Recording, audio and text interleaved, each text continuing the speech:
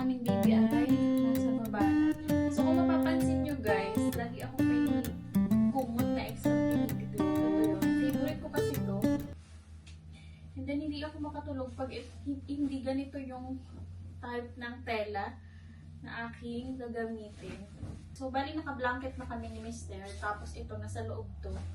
So gustong gusto ko yung ano niya, yung feeling sa balat. Na kailangan may ganito ako. So, nandito na ako sa baba, guys. Mayroon akong letter na nakita. So, galing na dito yung postman. So, actually, guys, may inaantay ako na letter. Yun ay, nung nagpa-vaccine kasi kami nung nakaraan, tumawag sa akin yung midwife na nag-vaccine kay baby sa kanyang BCG. Tapos, sabi niya, nakalimutan daw niya magpapirma sa akin ng consent letter. So, isa-send na lang niya dito through post. Kaya, inaantay-antay ko siya. So, feeling ko ito yun. So, kasi sabi niya, kailangan ko itong pirmahan and then, isa-send ulit sa post, pabalik sa kanya. Nakalimutan niya. Ang bilis lang namin kasi nung appointment na yun. So, pagdating namin, parang pulang kami sa outlet sa waiting area ng mga 1 minute. Tapos, tinawag niya na kami. And then, after niyang nabaksina ng aming baby, is, umalis na rin kami agad. Ito nga yun, ang Blackburn. Ito lang naman. Ito pala. Kala ko lang laman.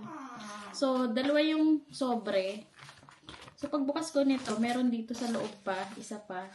Tapos, ito yung consent letter na kailangan kong pirmahan. Please sign an X above as discussed and return into the envelope provided. Thank you. So, ito nga yun. So, kailangan ko siyang pirmahan lang. And then, ipapasend ko ulit to kay Mister.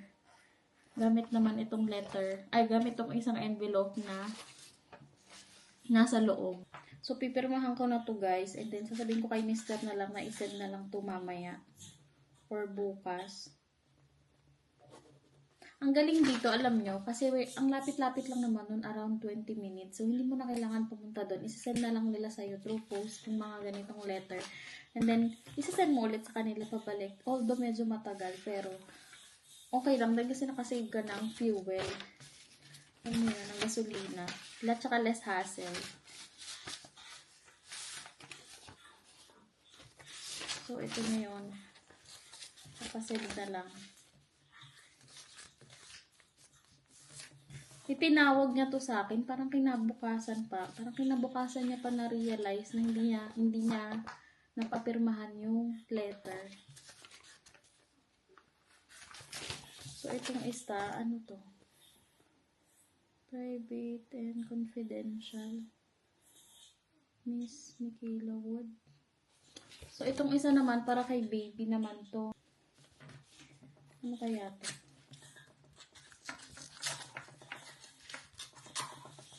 Pag, alam nyo ba, pag may Amazon dito, or mga delivery parcel, talagang aatakihin sa puso pag kumatok. Talagang ang lakas nilang kumatok. Pag post naman, ang lakas din, kumakalampag din yung, pintuan namin.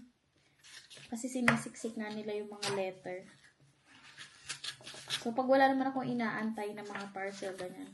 Hindi ako natayo pag may nakatok. Kasi yung mga bata naglalaro dito, kaya nakatok yung pinto namin. Sabi ko nga kay Mister, alam ko na kung bakit nagre-reklamo yung mga neighborhood dun sa mga naglalarong bata. Kasi nga, nangangatok sila ng pinto. Sabi ko kay Mister, nakita ko, kinatok yung katapat namin. Sabi ko pa, good thing hindi kinatok yung pinto namin kasi may fence. Ay, maya, kinakatok din yung amin. Tapos pag sumilip ka, wala namang tao. Mga loko-loko. So, ito naman na from NHS. Parang nga sa baby namin. I would like to visit you at home on 21st of October 2024. So, may ano na naman kami, home visit na naman. Akala ko tapos na yung mga home visit na yan. Hindi pa pala. Reason for visit, routine follow-up. Unfortunately, we cannot provide a specific time for your appointment. We can only provide a 3 hours window. Okay na. Okay. So, may home visit na naman. Talagay ko to sa kanyang red book sa mga records niya. And then, ito kailangan isend ni Mister. Paalala ko din sa kanya.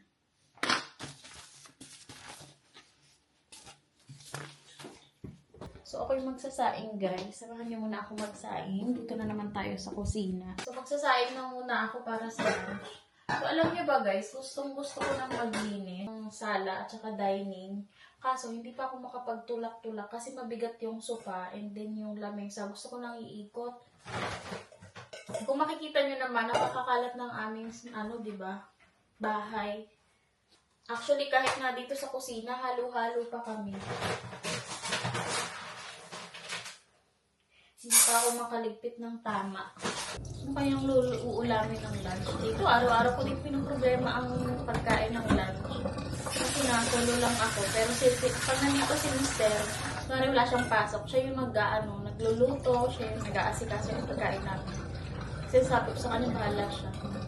Pero sabi nga niya, naalala ko, nung hindi pa ako nanganganak, lagi ko siyang ginagawa ng lunch, ng sandwich. Pero ngayon, hindi na, kasi nga wala na nga akong oras. Tapos sabi ko sa kanya, don't worry, I make sure when you get home, you have food to eat. Kasi nga, pagod na pagod. Pag galing sa work, sabi ko, doon na lang, asahan niya na lang na pag umuwi siya, is may pagkain siyang kakainin sa gabi. Hindi ko alam ang kakainin ko, guys.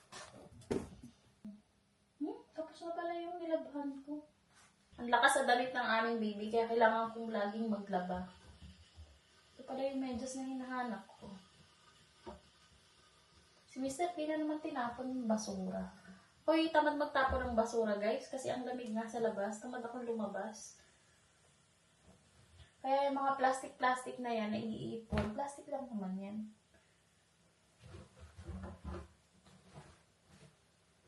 So, ayan. Dami kong nilabhan, guys. Ang problema ko, sampayan. Walang masampayan dito sa amin.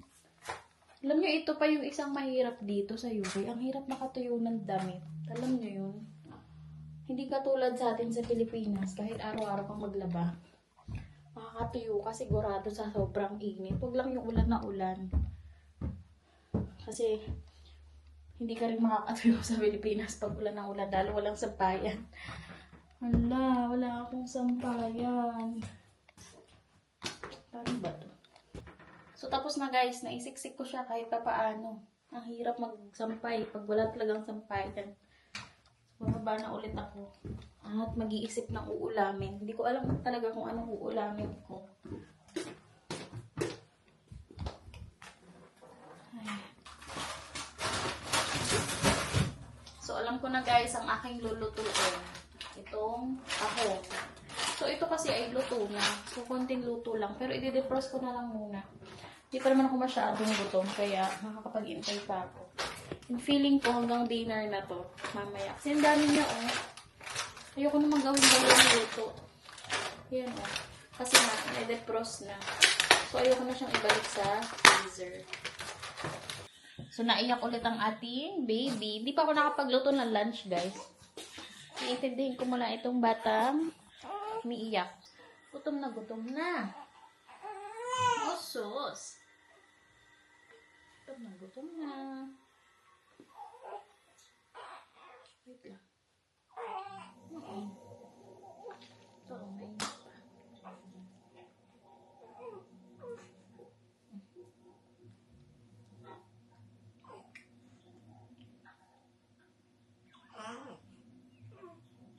Muulan na naman sa labas, guys. Akala ko hindi uulan ngayong araw. Ito, nakikinig ito. It's raining again. So, napatulog ko na ulit, guys, ang aming baby. And then, luto na yung sinain ko. So, i-check ko tong aking tahong kung malambot na. Parang hindi pa. Nag-yellow pa siya. Pero gusto ko na siya kasing lutuin. And then, nagtingin lang ako ng mga recipe sa YouTube University. So, okay, magluluto na. Kahit hindi pa masyadong malambot yung tahong. And then, kunin ko lang yung... Ito lang talaga ang maganda sa Osmo Pocket 3. May face sensor siya. Pag naka-face active, susundan ka niya talaga niya. Hindi mo na kailangan ng cameraman. So, itutuloy ko na guys yung chika ko. About naman ito sa work. Kasi nabanggit ko nga yung sa bank account, diba? Kailangan may bank account ka dito bago ka mag-apply ng work. So, yung una kong pinag-applyan is nakapag-training na ako. And then, kaya ako na lang, kasi pag uwi ko noon after training, tinawagan nila ako. And then, hindi ko nga nasagot. Tapos sabi ko nga kay mister na parang ayoko na noon. Kasi nga, part-time lang, 2 hours to 3 hours lang yata per day. So, sabi ko kay mister, gusto ko yung full-time. Para mas, di ba, mas worth it yung everyday mo. So, yun home visit yun sa mga elderly. And then, yung pangalawa ko namang apply, ganun din siya. Sa ako nag-apply pala? Sa Indeed. So, guys, lahat ng pinag-applyan kong work, yung 3 na yun, 3 lang naman ang in-applyan ko, ay puro sa Indeed ko yun nakuha. Hindi ko alam yung ibang app, pero para sa akin, mas madali yung gamitin yung Indeed na app. Para sa mga nasa UK dito na naghahanap ng work, try nyo yung Indeed. Kasi para sa akin, yun yung madaling gamitin para sa mga baguhan. At saka talagang may mga nagpo-post talaga doon na nag-hire talaga. Yung mga nandito na sa UK kasi yung mga nandyan sa Pilipinas is, pwede naman silang mag-apply sa Indeed. Kaso nga, ang hahanapin nyo yung may sponsorship visa. So, ewan ko kung meron pa nun ngayon. Parang wala na. Pero malay nyo naman, di ba, meron nun. So, kung mag-a-apply kayo, mas maraming dito, nangangailangan yung mga support worker. Ang equivalent nun dito sa atin ay caregiver. So guys, yung pangalawang in-applyan ko nun ay umiyak ako. Alam niyo kung bakit?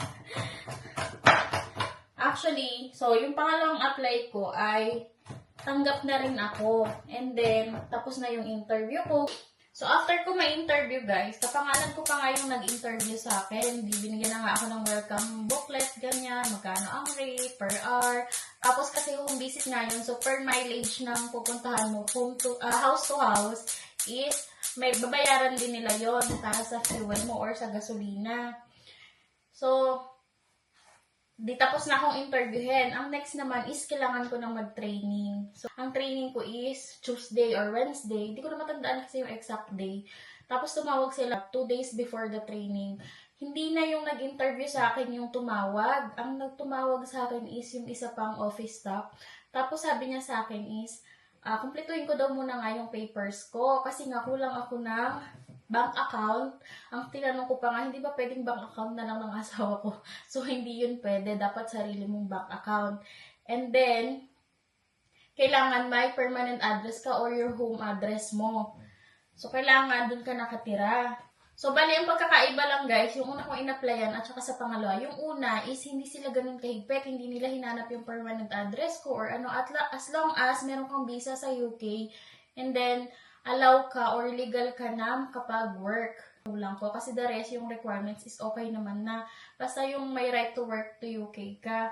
So, sabi nung tumawag sa akin ng office staff, sabi niya, hindi muna nila ako ililista or isasama sa mga magta-training kasi nga kulang pa ako ng documents. Sabi niya, we gonna schedule you because we don't want you to do the training and waste your time and our time. Sabi niya ganun. So, parang na-hurts ako. But anyway, may point naman siya sa sinabi niya na yun na kung kulang naman ako ng papers, di sayang lang din yung training ko, ganyan. So, umagree na lang din ako. Sabi ko, okay. So, kasi guys, nung in-interview kasi ako nung isang office staff, sabi niya sa akin, kahit makapagbigay lang daw ako ng statement of account, syempre mag-open ka ng bank account. So, merong address yun. So, nung after nun, pumunta na kami sa office ulit, dun sa pinaka-office nila. And then, binigay ko yung bank account, yung statement, so papel. Sabi nung isang office staff, feeling ko siya yung tumawag sa akin. Sabi niya, you don't live here, right? Sabi niya ganun. So, parang sabi ko, yes. Kasi nabanggit ko dun sa nag-interview sa akin na wala pa kaming permanent address. Kasi nga wala pa kaming bahay. Bali, on process pa lang or nag-i-inquire pa lang si mister. So, sa sobrang honest ko, guys, sinabi ko dun sa nag-interview sa akin na nakatira kami sa Airbnb. Kasi, syempre, yung unang month namin nasa Airbnb kami, diba? So, sinabi ko sa kanya na doon kami nakatira. Kasi tinanong niya, sabi niya, ang layo pa ng pinanggalingan mo, Col. Sabi niya ganun. Kasi doon nakatira yung anak ni mister. So, ginagamit namin yung address niya na may permiso naman niya. Para lang ba makapagpas ng account, ganyan. At saka yung sa mga ibang letter. Kasi dito, kailangan ng mga health insurance, ganyan. National health insurance. So, kailangan nila kung saan kailangan nila ng address para doon nila ipadala yung letter. So, pumayag naman yung anak ni Mr. na yun yung gamitin namin, pati yung mag-apply ako ng visa. Kaya yung mga letter is sa address ng anak ni Mr. pumapatak. And then, dahil nga ako guys ay masyadong honest, ganyan. So, sinabi ko doon sa nag-interview na ginagamit namin yung address ng anak niya. Sabi kong gano'n. Kaya pumayag naman. Kaya nung nagdala ko ng statement of account doon sa office, tapos ibang office staff yung sa akin, nag-assist. Sabi niya, you don't live here, right? Tapos yung papel ko, na dinigay sa kanya from bank, parang ginanon niya sa akin. Parang sabi niya, hindi ko kailangan to. Ang kailangan ko is yung permanent address. Gumanon siya. So, alam niyo yung sobrang emotional. Hindi ko pa alam na buntis ako noon. Alam mo, naiyak talaga ako, guys. Naiyak talaga ako dahil lang doon sa pag-apply ng work. Kasi nga, tina-target namin ni Mr. na makapaghanap agad ako ng trabaho. Sabi ko, gusto ko agad makapag-work para makuha yung mga bata sa Pilipinas. Tapos, di umiyak ako sa car. Tapos, sabi ni Mr., sabi ko kay Mr., ayaw na nan, ayaw nung statement of account, ganyan. So, nagtatalo kami. Sabi niya, bakit? Ganyan. Kasi nga, nabanggit ko nga na sabi nung nag-interview sa akin na kailangan ko lang makapag-provide ng statement of account na may address. So, nagulat si Mr. So, hindi niya ako maintindihan kasi umiiyak na ako kasi nga, nagpipilit siya. So, nagpupumilit kasi si Mr. na ibigay ko yung papel. Ayaw nga nang tanggapin. Ang gusto nga is permanent address. So, nag-away pa kami ng dahil doon. Alam niyo ba? Hindi ko alam. So, sobrang buisit ko kay Mr. Hindi ko alam guys kung rinig niyo ako. Nag-mic na ako guys kasi baka hindi niyo ako naririnig. So, nag-away kami ni Mr. ng dahil doon kasi pinipilit niya sa akin na ipaliwanag ko nga na ganyan, na wala pa kaming address, bumalik ako sa office, ganyan, ibigay ko yung papel. Ayaw nga tanggapin yung papel. Ang sabi ko sa kanya, ayaw nga. So, umiiyak na ako, sobrang emotional ko. Tapos itong si Mr., napakakulit. Alam nyo ba, bumaba ako ng kotse, naglakad ako pabalik sa Airbnb nang umiiyak. Tapos nandun siya, iniwan ko siya sa parking. Tapos hindi ko alam, bumalik pala siya sa office. Tapos sabi niya, what's wrong with this paper? Sabi niya ganon. Sabi nung staff, sabi, hindi naman yan ang address nyo, diba? So hindi namin yung kailangan. Ang kailangan namin is permanent address. Sabi ni Mr. nung nagkausap kami, yung staff doon is talagang hindi siya approachable or hindi siya friendly. Alam niyo yung parang tingin pa lang at saka yung way niya ng pakikipag-usap, hindi niyo talaga magugustuhan, guys. Tapos sinabi pa ni Mr. na parang na-upset daw ako, hindi daw ako masaya, ganyan. Alam niyo, sabi nung babae, offer a flower, sabi ganun. Sabi daw ni Mr., believe me, flower won't work. So, akala pa nung babae nakikipaglokohan si Mr. na bigyan daw ng bulaklak para, alam mo yun, ma-cheer up ako, ganyan. Tapos, hindi ko chinachat si Mr. nagpalamig pa ako noon sa may South Pole. Parang, kahit ang lamig-lamig, guys, hindi ko siya naramdaman sa sobrang sama na loob. Around, kasi yon around December, parang ganun, around December or January, early January, siguro mga first week, ganyan. So, winter pa dito noon. So, sobrang sama ng loob ko, tapos umiiyak ako. Hindi ko naramdaman na ang lamig-lamig. Tapos si Mr. chat na siya ng chat, nasan ka na, ganyan. Although malapit lang naman yung office, at saka yung Airbnb kung saan kami nakastay. Pero hindi ko alam na si Mr. pumasok pa siya sa office pag alis ko nung iniwanan ko siya, nung nag-walk out ako. Bali, parang hinuli ko lang siya, guys. Sabi ko, bakit ka pa pumunta doon? Anong sinabi mo? Tapos sabi niya, yun nga daw, yung sinabi niya na bakit ayaw tanggapin yung papers, akala niya okay lang yun, ganyan. Kasi nga, yung nag-interview sa akin, sabi, statement of account, okay na, ganyan. Kasi nga, di ba may address naman yun? So, dito pala pati, guys, hindi ko pa pala nabanggit. Ang hirap mag-open ng account. Kaya din natagalan yung pag-a-apply ko. Lagyan ko ng Sprite. So, lalagyan ko lang siya ng Sprite. Hindi ko na sa inyo yung niluluto ko, no?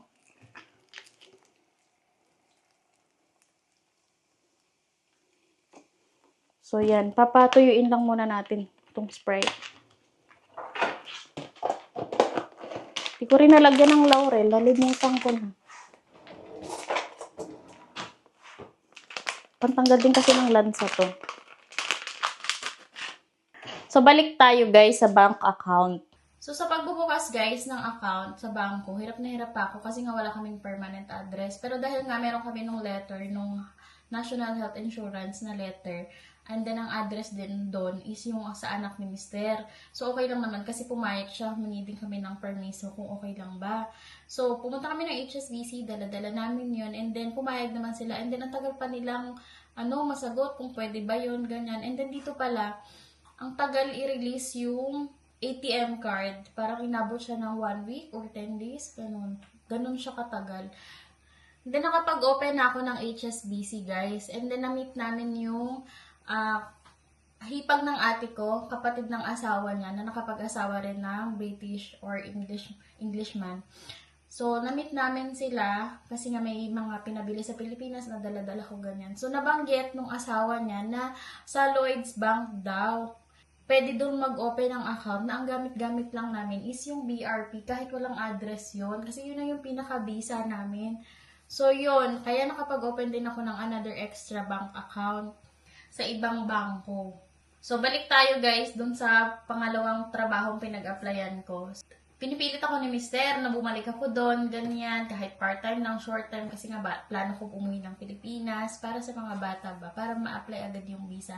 Basta para sa akin, ayoko na bumalik doon kasi nga yung office staff talaga doon is hindi talaga maganda yung pakikipag-usap niya. Although may point naman siya, pero yung way ng pakikipag-usap niya, yung pagkasabi niya na, you don't live here, right? So parang, masyado naman akong antay mo naman sa akin, kriminal, ganyan, na nagtatago. Kaya di na talaga ako bumalik doon.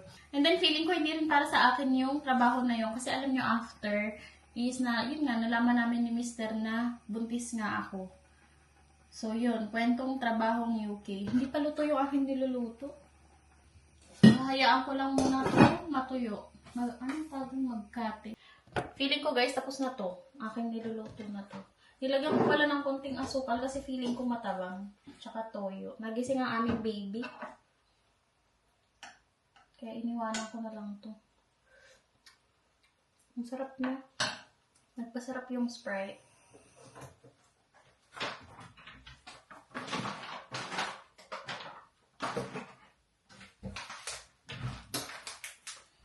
Kain tayo guys. Siyempre may rice, no? Rice is life.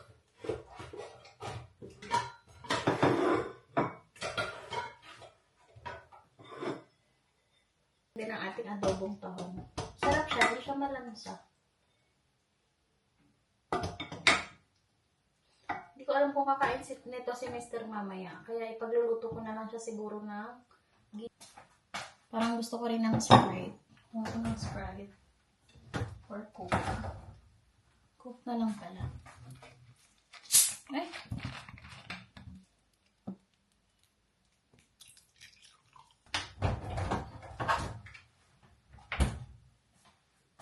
Kain tayo. Habang tulog ang aking baby.